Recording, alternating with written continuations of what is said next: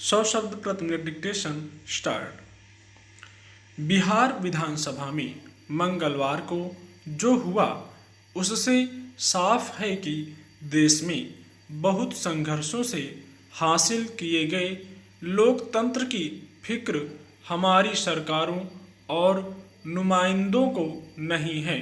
जो सदन किसी मुद्दे पर बहस और तर्क के बाद किसी निष्कर्ष पर पहुंचने की जगह के रूप में निर्धारित है, वहां असहमति और विरोध के दमन का खुला प्रदर्शन देखा गया। सबसे अफसोसनाक यह हुआ कि सदन के भीतर अफरा तफरी पर काबू पाने के लिए भारी तादाद में पुलिस बल को बुलाया गया। राज्य के इतिहास में शायद ऐसा पहले कभी नहीं देखा गया था। एक जरूरी मुद्दे पर विरोध जताने को लेकर विपक्षी दलों के विधायकों से बुरी तरह मारपीट की गई, उन्हें घसीटकर बाहर फेंका गया। यहाँ तक कि महिला सदस्यों तक से जैसा बर्ताव किया गया वह गरिमा और मर्यादा के विरुद्ध था। संभव है यह रिवायत की तरह सरकार अपने स्पष्टीकरण में हालात से इस तरह निपटने को सही बता ले, लेकिन सवाल है कि एक लोकतांत्रिक पद्धति के तहत चलने वाली व्यवस्था में सदन के भीतर विधायकों या सदस्यों के खिलाफ ऐसे बर्ताव के जरिए देश के लोकतंत्र के सामने कैसी चुनौती रखी गई है। गौरतलब है कि राज्य की जदयू भाजपा की सरकार की ओर से विधानसभा में एक नया विधेयक पेश करके हंगामे के बीच पारित भी करा लिया गया, जिसमें सशस्त्र पुलिस को कुछ विशेष शक्तियां दी गई हैं।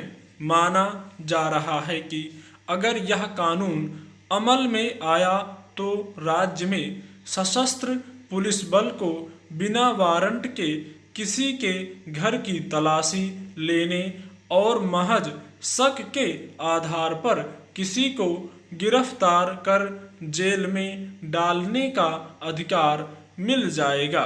यही नहीं, सबसे ज़्यादा महत्वपूर्ण यह है कि अदालतें ऐसे मामलों में दखल तभी देंगी जब पुलिस उनसे ऐसा करने को कहेगी। राज्य में विपक्षी दलों के विरोध के मुख्य आधार यही हैं। सरकार का कहना है कि यह विधेयक सिर्फ सशस्त्र पुलिस को आधुनिक करने के लिए लाया गया है ताकि वह भविष्य की चुनौतियों का ज़्यादा कुशलता से सामना कर सके। राज्य के मुख्यमंत्री नीतीश कुमार अक्सर राज्य में अपराध पर काबू पाने और सुशासन लाने का दावा करते हैं। अगर उनका दावा सही है तो आखिर राज्य की पुलिस ने किन शक्तियों के तहत ऐसा संभव बनाया? अगर नए कानून में दर्ज मनमानी के अधिकार मिलने के बाद नागरिक स्वतंत्रता और संवैधानिक हकों पर चोट पहुंचती है तो ऐसे में आम लोगों के पास क्या चारा बचेगा? जाहिर है इस समूचे प्रकरण में राज्य सरकार और पुलिस का रवैया बेहद निराशाजनक है।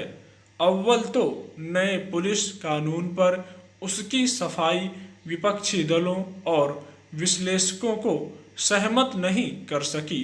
दूसरे की किसी भी मुद्दे को निष्कर्ष तक पहुंचने से पहले उस पर सभी दलों खासकर विपक्ष के साथ बहस और विचार की प्रक्रिया से गुजरना ही सदन और सत्ता पक्ष के लोकतांत्रिक होने का सबूत हो सकता है। अगर विपक्ष की ओर से कोई असहज स्थिति पैदा हुई तो सदन को कुछ समय के लिए स्थगित करके अलग अलग पार्टियों से संवाद किया जा सकता था।